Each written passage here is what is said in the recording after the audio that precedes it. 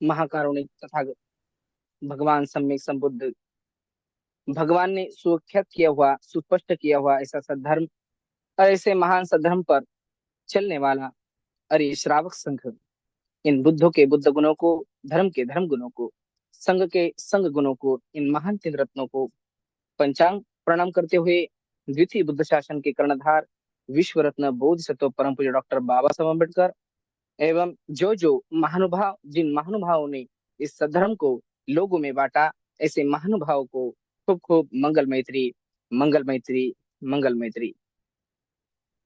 सभी साधक, धर्मवान साधक इस प्रदेश में, इस सभी धर्म मोनेस्ट्री, धर्म विद्यालय, विहार, अनेकों के कल्याण का कारण बनते हैं।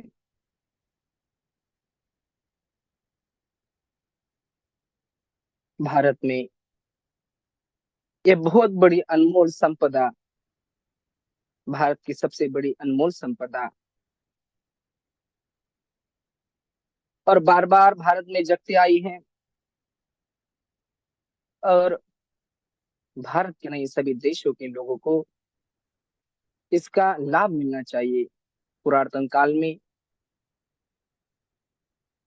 जब ऐसे विहार, तपोभूमि सारे भारत में फैले हुए थे, सारे जम्बूद्वीप में फैले हुए थे, निगम निगम में, गांव गांव में फैले हुए थे, साधक भिक्षु भिक्षुनिया गांव गांव में रहते थे। अगर देश के लोगों को शिक्षित करना है तो गांव गांव में पाठशाला होनी चाहिए, जहाँ पाठशाला ही गौण हो गई तो लोग साक्षर कैसे होंगे, शिक्षित कैसे होंगे। लोगों को स्वस्थ रखना है। कोई रोगी हो जाए तो उसके रोग का उपचार होना है। इसके लिए गांव गांव में विद्यालय होने ही चाहिए। और ऐसे ही अपने शरीर को स्वस्थ रखना है तो गांव गांव में शरीर को स्वस्थ रखने के लिए कोई व्यायामशाला होनी ही चाहिए। कोई योग,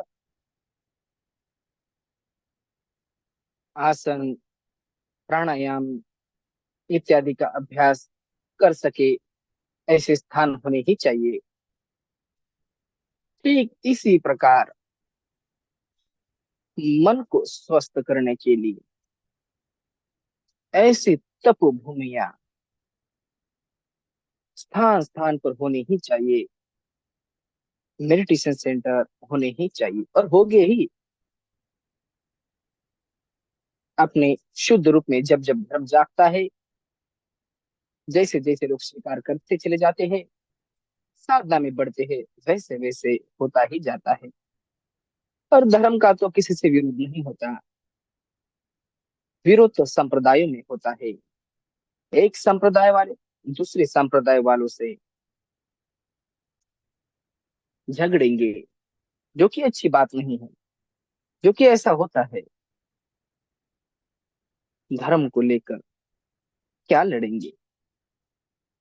जब धर्म समझ में नहीं आता और धर्म को संप्रदाय बना देते हैं, तो धर्म के नाम पर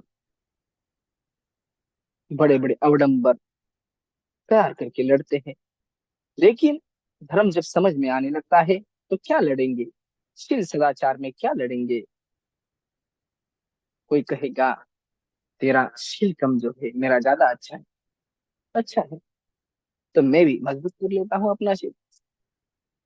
हर आदमी को अपना शील सदाचार दृढ़ करना चाहिए, करने का प्रयत्न करना चाहिए। किसी की समाधि कमजोर है, किसी की दृढ़ है तो कमजोर है, उसका पूरा अवसर है, वो भी अपनी समाधि को दृढ़ करे, उसे एकाग्र करना सीखे, मन का मालिक बनना सीखे। डटने की क्या बात। किसी की प्रज्ञा कमजोर है, अपने मन के विकार नहीं निकाल पाए, तो उससे सारे साधन उपलब्ध हैं, अपनी प्रज्ञा जगाए, विकारों से मुक्ति पाए। अरे इसमें लड़ने की क्या बात।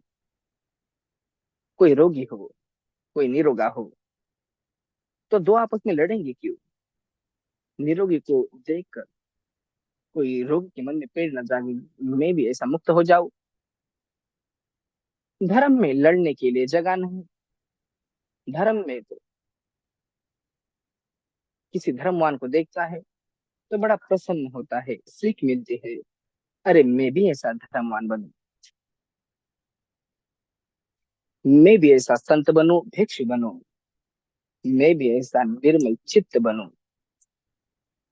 और इसके लिए प्रयत्न करता है, मन को निर्मल करता है, शांत करता है, शांत बन जाता है। लड़ने को जगह ही नहीं। किस बात पर लड़े।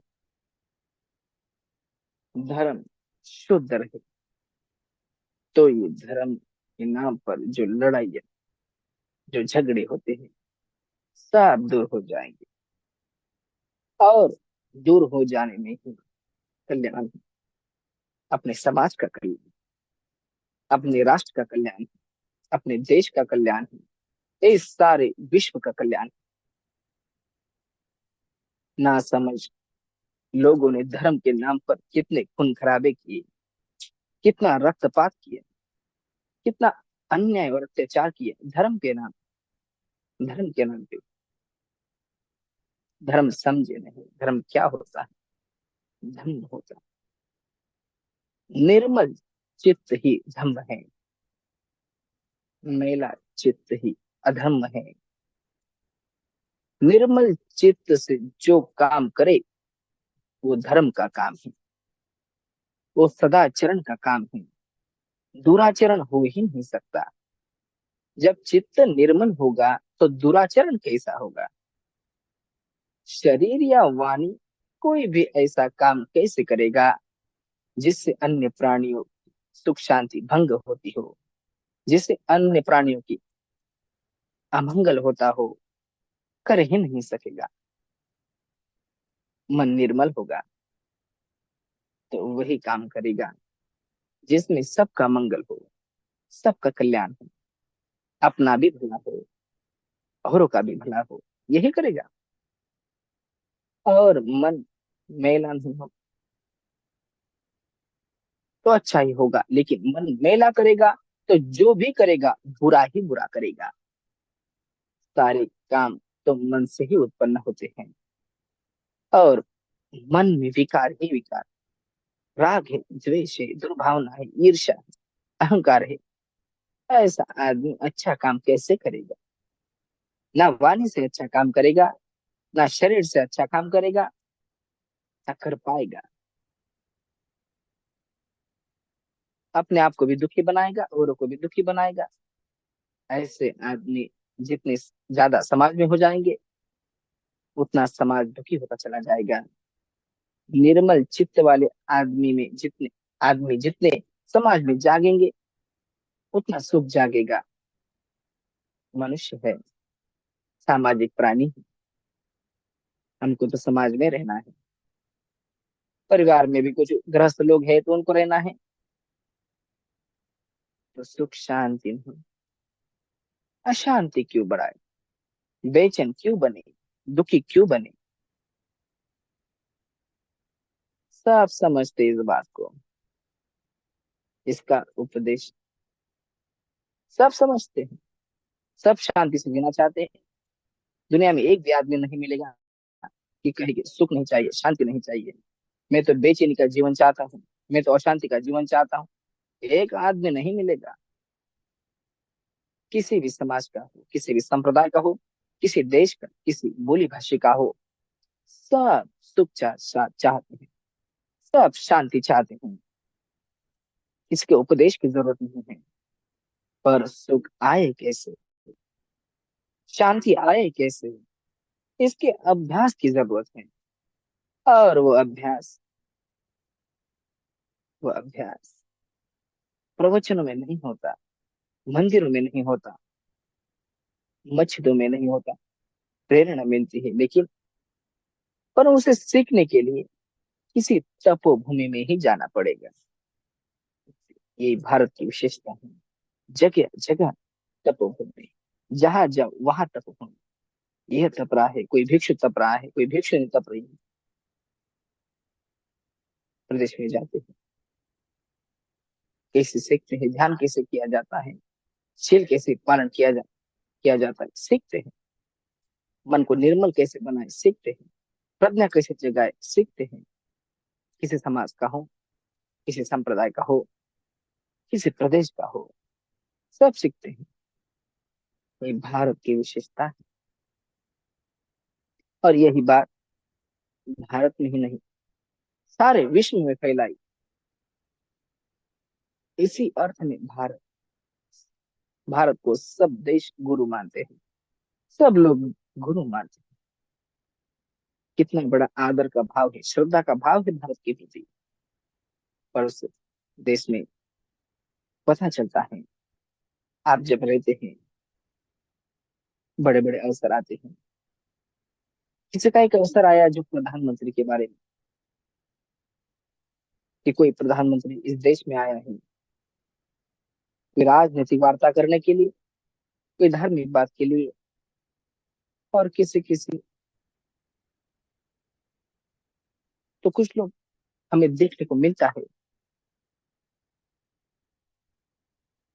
जब प्लेन उतरेगा, तब पहले प्रधानमंत्री उतरेगा, सीढ़ियों से उतरते ही नीचे आया और झुक गया,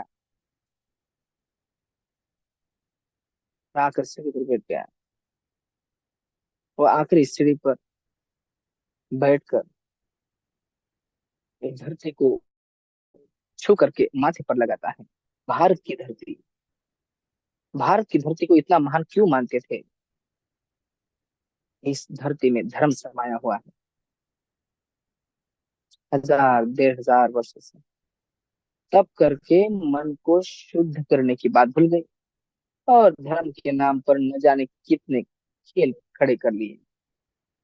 कर्म कांड करो, ये कर्म कांड करो, ये कर्म कांड करो, वो कर्म कांड करो, ऐसा कर लो, वैसा कर लो, ये वेशभूषा, वो वेशभूषा, ये दार्शनिक मान्यता, मुक्ति मिल जाएगी, वो दार्शनिक मान्यता, मुक्ति मिल जाएगी। कैसे हो जाएगी? सोचना ही बंद कर दी। क्या मुक्ति होती है? क्या मुक्ति होती है?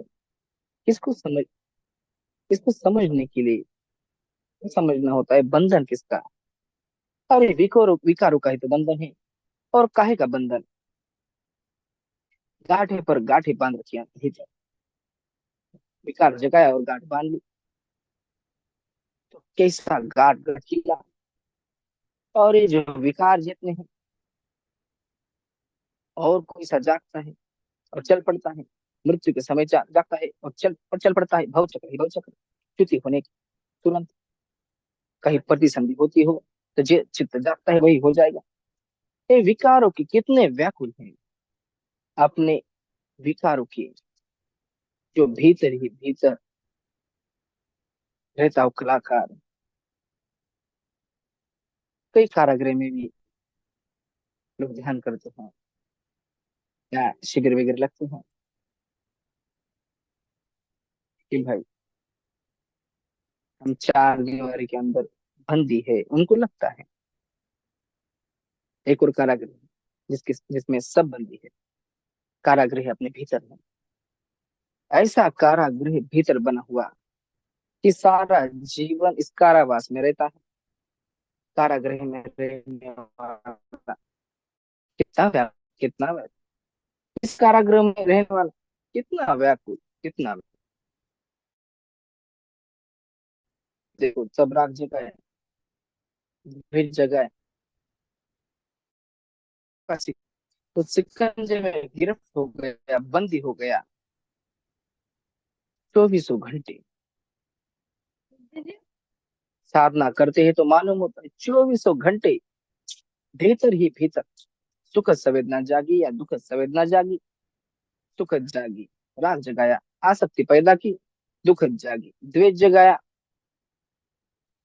व्याकुल ही व्याकुल, राग जगाया तो व्याकुल, द्वेष जगाया तो व्याकुल। अरे कितना बड़ा बंधन है, कैसे बंदी हो गए, किस कारागृह में बंदी हो गए। और ये कारागृह कहाँ बनाया हुआ, अपने भीतर बनाया हुआ, खुद ही बनाए रहे, खुद ही बनाए जा रहे हैं, ना इसके बाहर निकल जाए। सारा जीवन इसी कारागृह में लगाया। मनुष्य है, मनुष्य ही इस कारागृह से बाहर निकल सकता है। कोई पशु नहीं निकल सकता, कोई पक्षी नहीं निकल सकता, कोई कीट पतंग नहीं निकल सकता, कोई प्रेत प्राणी नहीं निकल सकता। वो बेचारे अंतर्मुखी होकर कारावास तक पहुंच ही नहीं पाएंगे। मनुष्य को निसर्ग ने, प्रकृति ने, कुदरत ने, परमात्मा ने, या कहो ऐसी शक्ति दी है कि वो अंतर्मुखी होकर देख सकता है। कहाँ गांठें बन रही हैं, कहाँ राग जाग रहा है, कहाँ द्वेष जाग रहा है, कहाँ दुख जाग रहा है, और कैसे इससे बाहर निकल सकते हैं, इस स्वभाव शिकंजे को कैसे तोड़ सकते हैं, इस कारावास को कैसे तोड़ सकते हैं। समझ में लगे, सुख लगे, राग पैदा करो, दुखद लगे, द्वेष पैदा करो, ये जो स्वभाव बन गया, उस स्वभाव के बाहर निकलने के लिए अपने देश के महापुरुषों ने वो विद्या खोज निकाली। अपने भीतर देखो कैसे जागता है विकार, कहाँ जागता है, कैसे जागता है, कैसे उसका संवर्धन होता है, कैसे वो बढ़ते जाता है, बढ़ते जाता है। और हमारी व्याकुलता बढ़ते बढ़ते बढ़ते, और वो हमारे सिर पे सवार होके ऐसे ऐसे काम करवा लेगा। वाणी से ऐसे काम कर नहीं करने चाहिए, शरीर से ऐसे काम कर जो नहीं करने चाहिए। रोएंगे, पछताएंगे, कहीं जा करके किसी मंदिर में, मस्जिद में, गिरजाघर में जा करके क्षमा मांगेंगे। हमसे गलती हो गई, किससे क्षमा मांग रहे, कौन क्षमा करेगा। तू अपने आप को क्षमा कर भाई, तू अपने आप को सुधार। तुझे बिगाड़ा किसने, खुद अपने आप ने बिगाड़ा ना। बिगाड़ने का खुद किया, सुधारने का कौन करेगा, खुद ही करना पड़ेगा। कि हमें अपने चित्त को सुधारने के लिए उतनी ही मेहनत करनी पड़ेगी, उससे भी ज्यादा मेहनत करनी पड़ेगी जितने की अपने शरीर को सुधारने के लिए करनी पड़ती है। उतनी मेहनत करनी पड़ेगी। शरीर मैला हो जाए नहीं अच्छा लगता, साफ करो, मैला कपड़ा पहने, कैसा पहने, हमारा शरीर कहीं मैला ना हो जाए, हमारा कपड़ा कहीं मैला ना हो जाए, मैला शरीर कैसे रखेंगे। तो मन मैला हो जाए उसकी चिंता ही नहीं, तो उससे भी ज्यादा खतरनाक है। मन मैला होते ही जा रहा है, हो ही रहा है, हो ही रहा है, कोई चिंता नहीं। धोबी घाट होता है कपड़े धोने के लिए, वैसे ही ये तप भूमिया है मन को साफ करने के लिए। जितना घाट महत्वपूर्ण नहीं, उतना भी, उससे भी ज्यादा ये तपोभूमियां महत्वपूर्ण होती है। इस तपोभूमि में आकर अपने मन को धोना चाहिए। कोई एक व्यक्ति सदियों पहले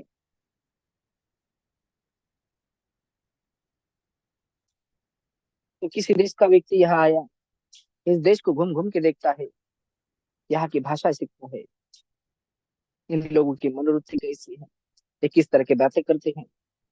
तो पनगट पे जाके बैठ गया, ये महिला ये क्या बात करती है, कोई पानी भरने आई, कोई कपड़ा धोने आई, क्या बात करती है, क्या बात करती है, यही बात करती है। अरे तेरी विपश्यना कैसे चल रही है, तुझे कोई कठिनाई तो नहीं है, कहाँ तक पहुंची।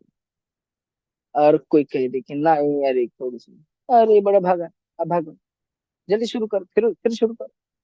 यही चर्चा शाम को किसी चौपाल पर चला जाए, कोई बड़े बूढ़े बैठे हैं, यही बात कर रहे हैं, तेरी श्रद्धा कैसे चल रही है, तेरा ध्यान कैसे चल रहा है, तेरा मन वश में है कि नहीं। अरे बूढ़ा हो गया ना, मन चंचल रहेगा, बहुत दुख देगा, मन वश में है ना। किसी के घर में मेहमान होके ठहरा, घर के मालिक मालकिन, बाल बच्चे और नौकर चाकर सारे साधना करते हैं, देखकर दंग रह गया। और देश इतना सुखी, इतना समृद्ध। अरे जहाँ धर्म का रास्ता होता है वहां सुखी सुख होता है। तो फिर समय बार बार जागता है, जोर से जागता है। पहले थोड़े से लोगों में जागता है और फैलना शुरू हो जाता है, फैलते ही जाता है, फैलते ही जाता है। 2500 वर्ष पहले क्या हुआ, ऐसे ही लुप्त हुई जैसे आज भी लुप्त हो दिखता है। विपश्यना की बातें सारे शास्त्रों में इसी की चर्चा, इसी की प्रशंसा। बड़ी दुर्भाग्य की बात होती है, कोई आदमी प्यासा हो, प्यास के मारे कंठ सूखता है उसका, पास पानी पड़ा है, पानी नहीं पिएगा, पानी की प्रशंसा करेगा। अरे पानी ऐसा होता है, उससे प्यास बुझ जाती, पानी अच्छा है, पानी अच्छा है, पिएगा नहीं। उससे बड़ा अगवा अभागा दुनिया में कोई, भूख के मारे बेहाल है। ये भोजन खा ले, ये भोजन खा ले मिट जाएगी, नहीं। उससे बड़ा अभागा कोई नहीं। बीमार आदमी है, औषध पड़ी है, ये औषध लेने से बीमारी दूर हो जाएगी, ये निश्चित बात है। तो प्रशंसा करेगा, बहुत प्रशंसा करेगा, औषध लेगा नहीं। कितना अभागा है, सोच के देखो। जिस देश में धर्म की चर्चाएं होती है और धर्म धारण नहीं करते लोग, बड़े अभागी हैं, बड़े अभागी हैं। चर्चा इतनी धर्म की, राग मत करो, द्वेष मत करो, वीतराग बनो, वीत द्वेष बनो, निर्मल चित्त बनो, संत बनो, भिक्षु बनो, मैत्री जगाओ, करुणा जगाओ, सद्भावना जगाओ, बुद्ध बनो। जगाता कोई नहीं, होता कोई नहीं, करता कोई नहीं। वो देश बड़ा अभागा देश, भारत बड़ा अभागा रहा सदियों से। कोई कहीं संत हुआ तो उसने धारण किया धर्म को, बाकी लोग तो प्रशंसा ही करते रह गए, धर्म का प्रवचन सुनते रहे, उसी में खुश हो जाते हैं। अरे प्रवचन सुनकर क्या खुश हो रहे, रसगुल्ला बहुत मीठा है, बहुत मीठा है, बहुत समझाया किसी को, पर सुनने वाला सिर हिलाने लगा, बहुत अच्छा, बहुत अच्छा। किसी के मन में क्यों मीठा है भाई बता, तो समझाने वाला का समझाएगा, समझ तो, तेरे पास अक्ल नहीं, ये देख शक्कर पड़ी है ना इसलिए मीठा है। आप समझ में आ गए, शक्कर पड़ी है ना इसलिए मीठा है। रसगुल्ला बहुत मीठा है, शक्कर पड़ी है। रस- अरे बावले आज, तूने अपनी जुबान पे रखा रस चखा, चखने का नाम नहीं। धर्म बहुत अच्छा है, ऐसा होता है वैसा होता है, चित्त को निर्मल रखो, बहुत अच्छा। कैसे रखे, लोगों का क्या कसूर, देश ऐसे तप भूमियां लुप्त हो गई, ऐसे भिक्षु लुप्त हो गए, लोग ध्यान करना भूल गए। और तब भी करना है तो सन्यासी करेगा, हम क्यों करें। हमने तो ये कर्मकांड कर लिया, दान वान दे दिया, तो हो गया, ध्यान निश्चित हो गया भाई। बंधन तो विकारों का है, जब विकार निकलेंगे तभी होगा। तेरे विकार निकले क्या, आगे देखिए, विकार निकला क्या, नहीं निकला। वो कर्म कांड किया तो नहीं निकला, वो कर्म कांड किया, वो कर्म कांड किया तो भी नहीं निकला। ये दार्शनिक मान्यता मान ली, वो दार्शनिक मान्यता मान ली, कहाँ उलझ गए, सारे कुएं में भांग पड़ गई। जिसको देखो, जिसको देखो वही नशे में, मैं बड़ा धार्मिक, मैं बड़ा धार्मिक। अरे तू विकारों का पुतला, विकारों में सारा जीवन बीत रहा है तेरा।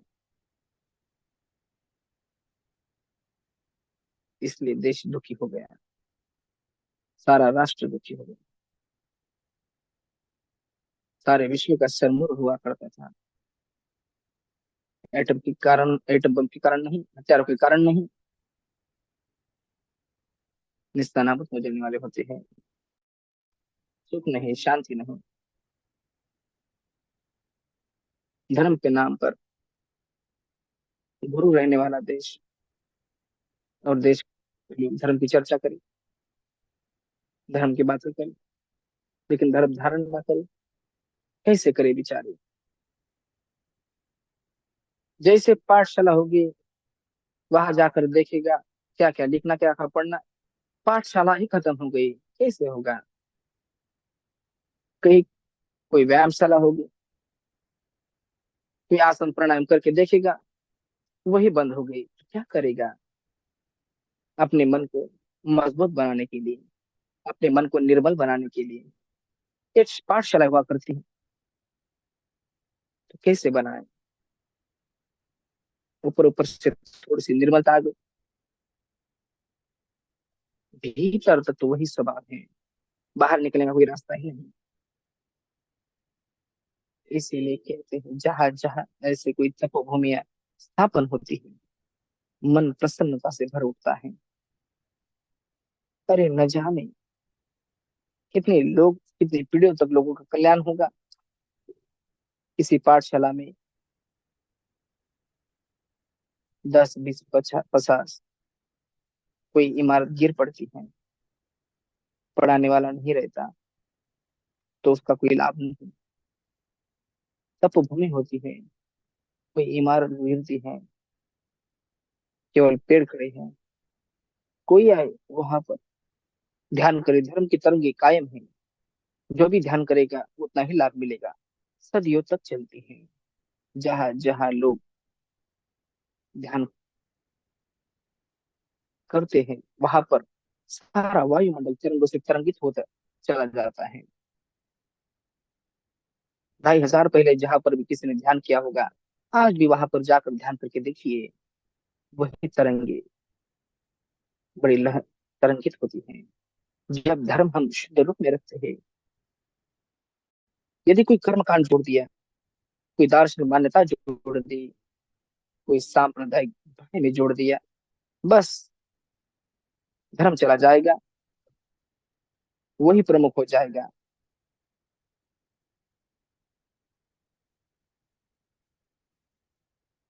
पात्र को छाती से लगा कर रखेंगे और कहेंगे कि पात्र में अभी धर्म है, लेकिन पात्र में छेद हो गया तो सारा धर्म बह जाएगा। और छाती को लगा कर रखेंगे वह पात्र, लेकिन धर्म नहीं रहेगा।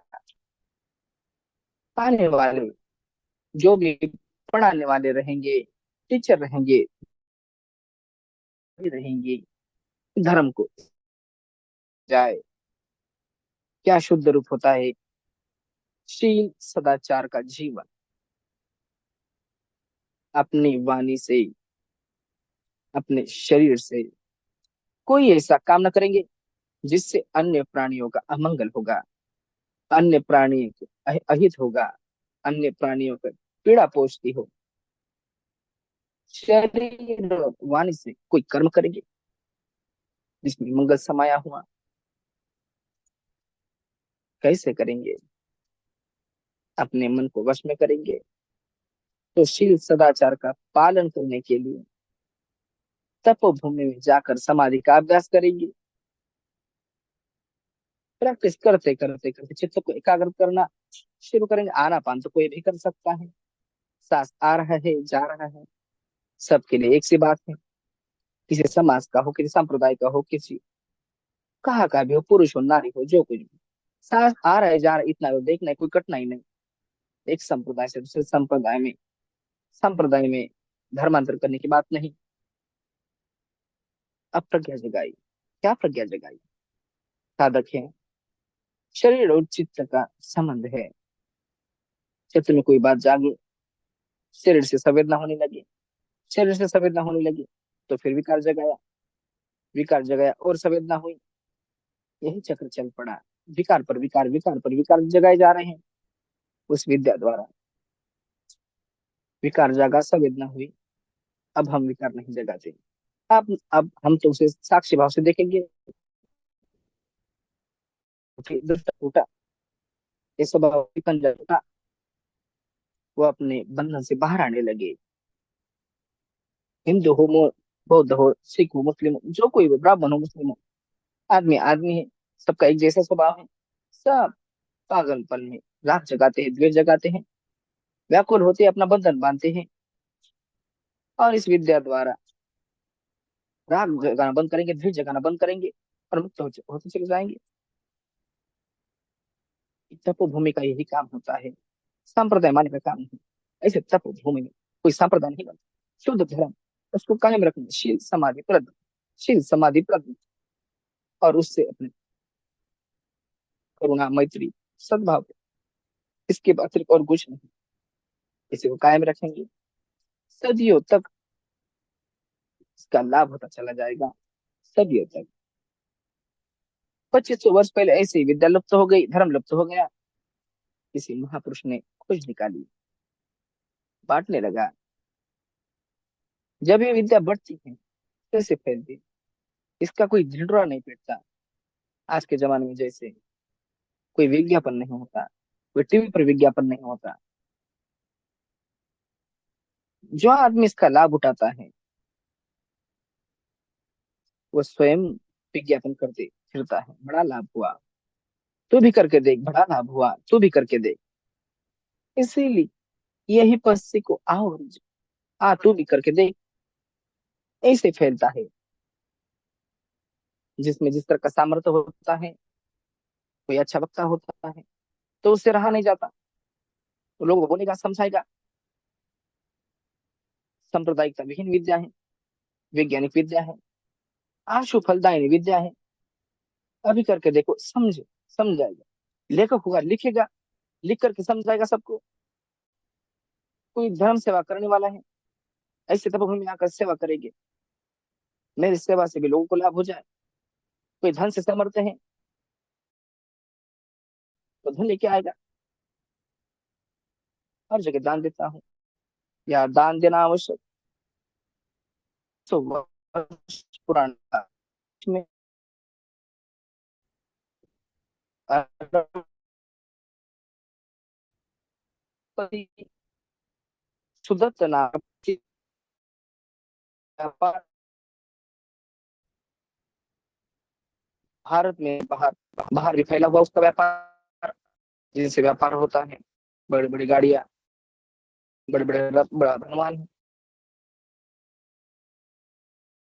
साधना वाला छूट गई, साधना छूट गई। लेकिन ये रुचि तब नहीं रही कि दान देना चाहिए। भले भले साधना छूट गई, लेकिन दान देना चाहिए, तो दान देते हैं। तो दान देने की प्रवृत्ति उसमें, उसने ऐलान किया, जिस जिस देश में, जहां जहां मेरी व्यापार की शाखाएं हैं, उस नगर में एक भी आदमी भूखा नहीं सो सकता, सब भूखों को भोजन मिलेगा। जगह जगह उसके सदावर खुले हैं, जो आए भोजन करे, जो आए भोजन करे। तो लोग उसे कहने लगे, अनाथों का पिंडक, अनाथ पिंडक, अनाथों को भोजन देने वाला। दान किसी प्रकार का हो, कल्याणकारी ही होता है। लेकिन जब भगवान बुद्ध के संपर्क में आया, बड़ा व्याकुल था। धनी होने का मतलब ये नहीं कि व्याकुलता नहीं है, धनी होने से देखता है, धनी तो है लेकिन धर्म नहीं जागा। धन के साथ धर्म भी हो तो बड़ा सुख, उसके जैसा सौभाग्यवान नहीं कोई। तो धन भी है और धर्म भी है, धन तो है, धर्म नहीं है, बड़ा दुखी। तो दोनों साथ मिलने बड़े कठिन होता है, बहुत बेचैन, और रात को नींद नहीं आती। तो जैसे आदमी लोग करते हैं, नींद नहीं आई, क्या करे, भगवान के संपर्क में आ गए। आते ही विद्या मिली, और कोई पुराना पुण्य था तभी तो, ये जीवन मिला, बड़ा धन मिला, और भगवान के संपर्क में आया। अंदर ही अंदर साधना करते करते उसे इंद्रियातीत अवस्था का साक्षात्कार हो गया। तो सारा मेल कट गया, उस सारे कर्म संस्कारों से मुक्त हो गया। जो अपाय में जन्म देने वाले थे सभी कर्मों का, भीतर ही भीतर एक तरह की शांति और सुख का अनुभव अब रहा नहीं जाता उसको। तो भगवान से कहता है, भगवान राजगिरी में उस समय श्रावस्ती का रहने वाला, आज भी सबसे बड़े व्यापार का केंद्र राजधानी दिल्ली, उस दिनों कौशल देश की राजधानी श्रावस्ती, वहां का बड़ा व्यापारी कहता है, भगवान हमारे यहाँ बहुत रोगी है, जितने बड़ा नगर उतना बड़े जगह ज्यादा रोगी, और शहर में चले जाओ, राग का रोग, द्वेष का रोग, झगड़े का रोग, रोग ही रोग, बड़े रोगी है। ये तपोभूमि वहां बनी हुई। तो समझ में भगवान मान गए, गया अपने स्थान पर और देखता है कोई अच्छा स्थान मिले, तपोभूमि के लिए अच्छा स्थान मिले, शहर के बीचों बीच होगा, कैसे कोई ध्यान करेगा, और शहर के इतने दूर होगा तो कैसे जाएगा। तो ऐसे एक जगह मिलती है, लेकिन वो देश के राजकुमार की जगह है, जेठ राजा की जगह है। अरे यहाँ ध्यान करेगा तो कितना कल्याण होगा। उसको जाकर कहता है कि मुझे खरीदनी है। राजकुमार को गुस्सा आता है, और अपने मनोरंजन के लिए उसने उसका वो बगीचा रखा हुआ होता है। नहीं बेचता मैं, मुझे नहीं बेचना। अरे बहुत पीछे पड़ा तो टालने के लिए कहे थे, जा तुझे चाहिए ना, सारे धरती पर सिक्के बिछाने पड़ेंगे। सोगा सौदा पक्का हुआ, हाथ पकड़ लिया, सारे धरती पर सोना बिछाएंगे, और 80 रुपये के गाड़िया, सिक्कों की गाड़ियां भर के लाता है और सारे बिछा देता है। और देखता है तो अरे तू पागल तो नहीं हो गया, अरे तू पागल तो नहीं हो गया कि कौन सी धरती की इतनी कीमत होती है जो इतना धन दे रहा है। अरे इस धरती की कीमत होगी, यहाँ पर भगवान आएकर धम्म सिखाएंगे, धर्म देंगे, कितनों का कल्याण होगा। मेरे धन की क्या कीमत उसके सामने। हजारों आदमी तपेंगे, उनमें से एक आदमी मुक्त हो जाए, हजारों मुक्त होंगे, लेकिन एक मुक्त हो जाए, सारा धन बाज।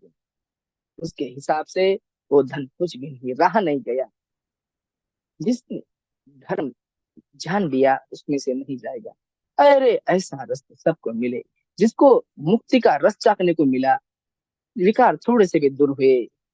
अरे ऐसे विकारों से मुक्ति हो, ऐसी शांति सबको मिले, ऐसा सुख सबको मिले। जब मैं विकार जगाता हूँ और दुखी हो जाता हूँ, तो लोगों को दुख ही बांटता हूँ। क्या हो मेरी बात माने। सारा सारा जीवन मैंने लोगों को दुख ही बांटा। अब जो कल्याणकारी धर्म मिला, ऐसा सुख मिला, ऐसा शांति मिली, रहा नहीं जाएगा।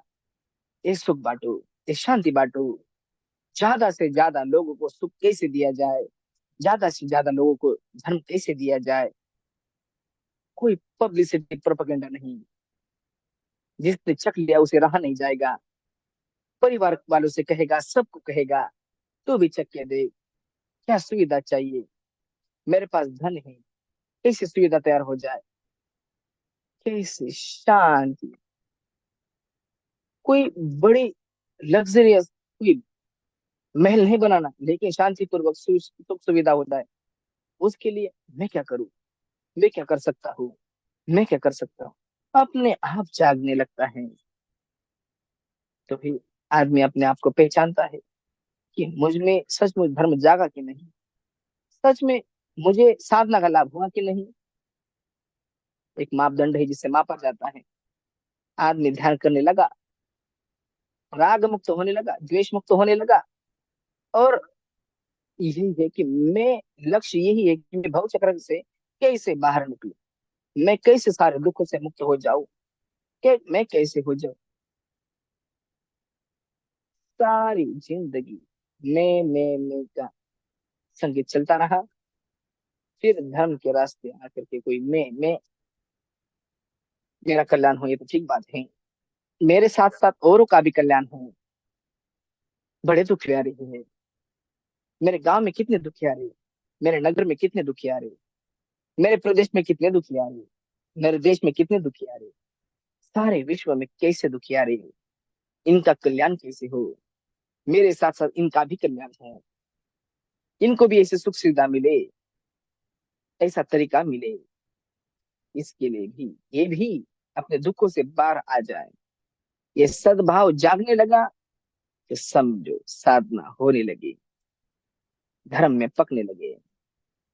तब जब तक ये भाव नहीं जागा तब तक कमी है। उस अनाथ पिंड से रहा नहीं गया कि ऐसे एक तपोभूमि मेरे नगर के पास बने, जहां मेरे नगर के सारे लोग दुख मुक्त होने के लिए आए। रहा नहीं जाता। तो ऐसे ही अपने आप होते है। कोई पब्लिसिटी,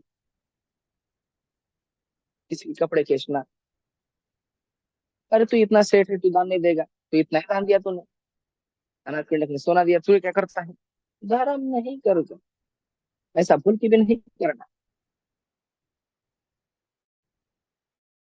सबको की व्यवस्था करना। कोई किसी के पैसा मांगने लगेगा, लाओ पैसा, लाओ पैसा, तो हमको ये करना है, वो करना है। नहीं, धर्म नहीं जागा।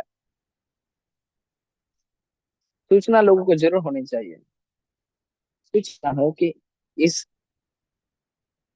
निर्माण की योजना है, उसे बढ़ाना है, बनाना है, बस। इसके आगे नहीं। अब जिसके अंदर धर्म जागा होगा वो अपने आप, लागत है तो मैं क्या मदद कर सकता हूँ, स्वेच्छा से दान करने का भाव जगेगा, वही असली दान होगा। दबाव देके दान लिया जाए, प्रेशर देके दान लिया जाए, वो तो किसी के दाम में आकर दे। अब ये धर्म वाले ढाक मार के ले गए। धर्म नहीं होगा, अपने आप जागे।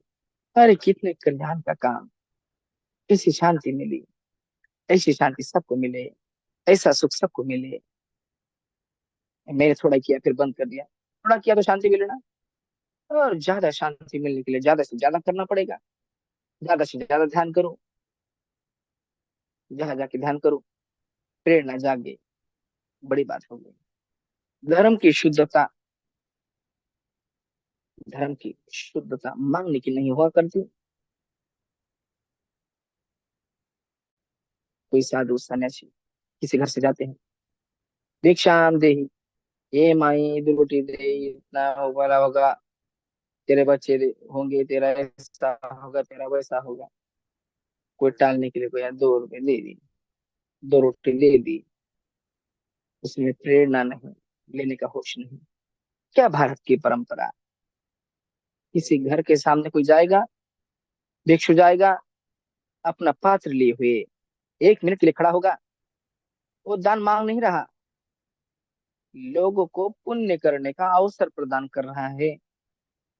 कि लोग भोजन देंगे तो उनको पुण्य मिलेगा, मैं उनको अवसर प्रदान करने वाला हूँ। एक शब्द मुंह से नहीं बोलेगा, कोई घर वाला नहीं निकला दान देने के लिए, तो अगले घर के सामने खड़ा होगा, पुण्य का अवसर देने के लिए खड़ा हो रहा है, मांगने के लिए नहीं। क्या भारत की परंपरा, क्या प्रभुत्वता, क्या आदर्श होता है, और क्या हालत बना ली। बहुत पैसे लगा के स्कूल बनाएगा, क्वीन का स्कूल, सोने के अक्षर में लिखा जाए।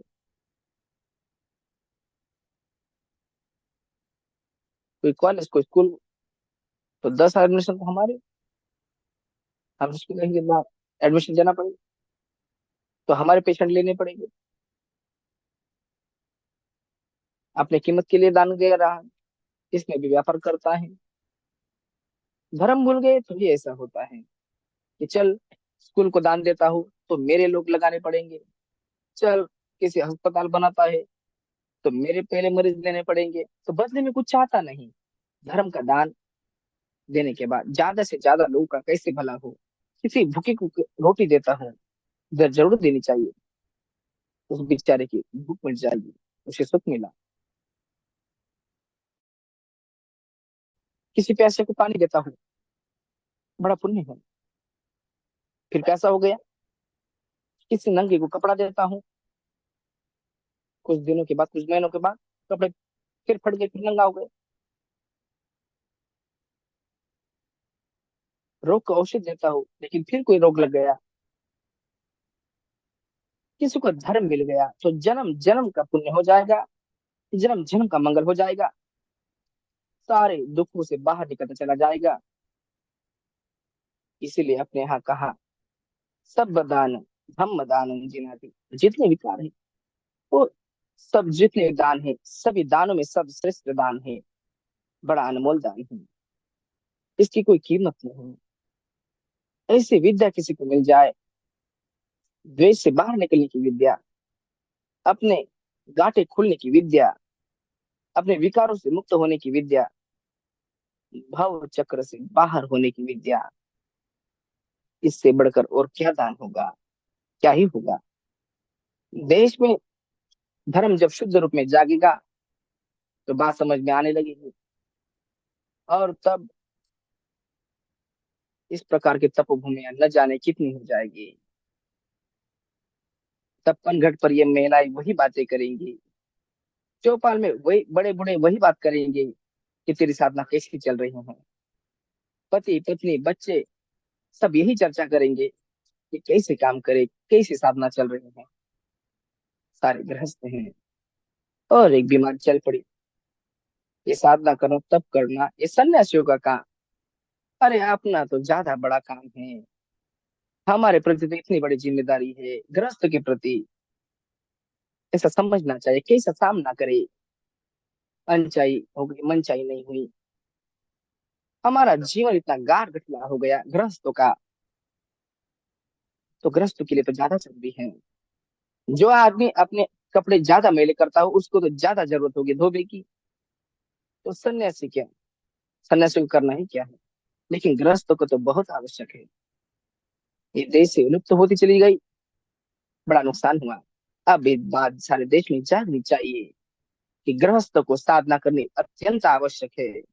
जैसे शरीर को स्वस्थ रखने के लिए शरीर का व्यायाम करना जितना आवश्यक है, कोई प्राणायाम करना, योगासन करना बहुत आवश्यक है, ऐसे ही मन को सुखी रखने के लिए साधना करनी बहुत आवश्यक है। ऐसी बात फैलनी ही चाहिए। लोग समझने लगेंगे तो क्या धर्म का महत्व होता है, साधना केंद्र का क्या महत्व होता है। हाँ, पिंड की तरह रहा नहीं जाएगा, किसको कहना नहीं पड़ेगा। अपने आप ऐसे न जाने कितनी तपभूमियां बढ़ जाएगी। इतने बड़े राष्ट्र में, हजारों राष्ट्रों में, ये 25 26 27 वर्ष क्या मायने रखते हैं। लेकिन बहुत मायने इसलिए रखते हैं कि 25 26 27 वर्षों में धर्म अपने शुद्ध रूप में काम करने के लिए जागा। शुरू तो हुआ, एक एक गुण, एक एक गुण करते करते काम करेगा। एक एक गुण, एक एक गुण, इस मायने में बहुत महत्वपूर्ण, बहुत काम है। सारे विश्व में धर्म फैलना है, कैसे फैलेगा? पहले भारत में फैले, फिर ही सारे विश्व में फैले। जिन जिन लोगों ने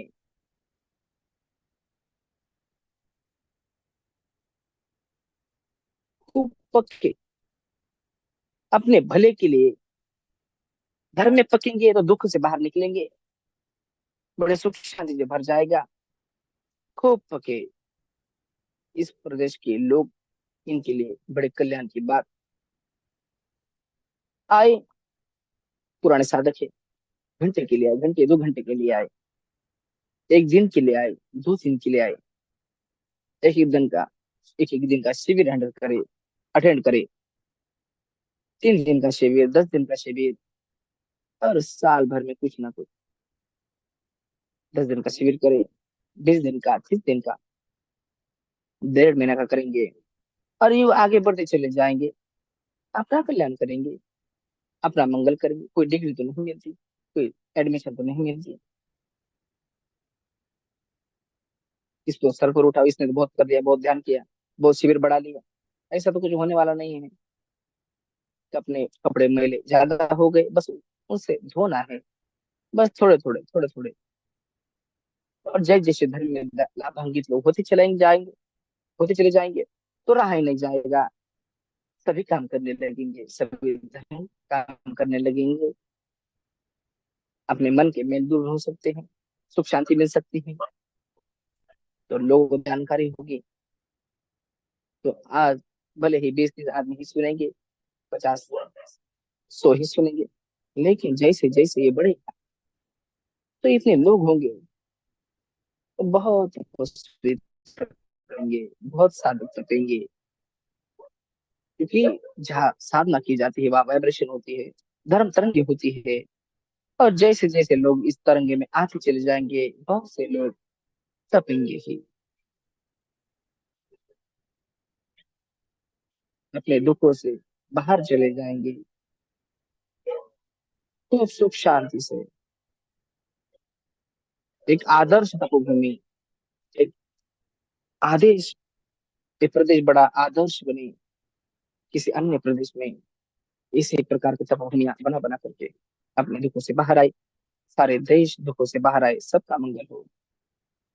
इसी प्रकार सारा विश्व दुखों से बाहर आए, सबका मंगल हो, सबका कल्याण हो, सबकी स्वास्थ्य मुक्ति हो, स्वास्थ्य मुक्ति हो।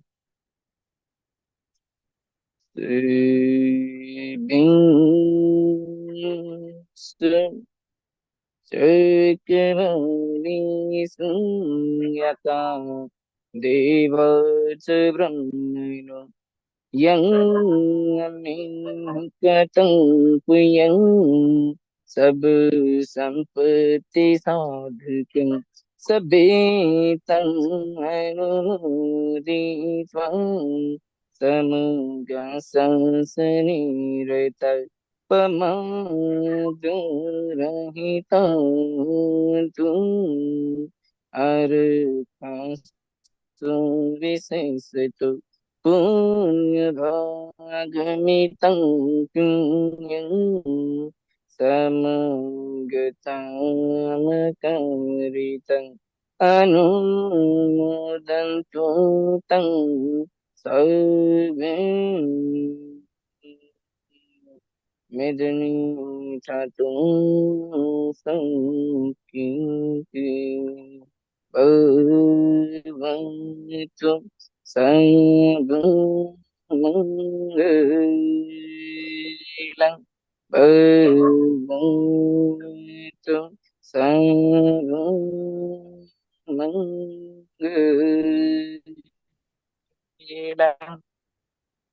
भगवन्तु सर्वमङ्गलं।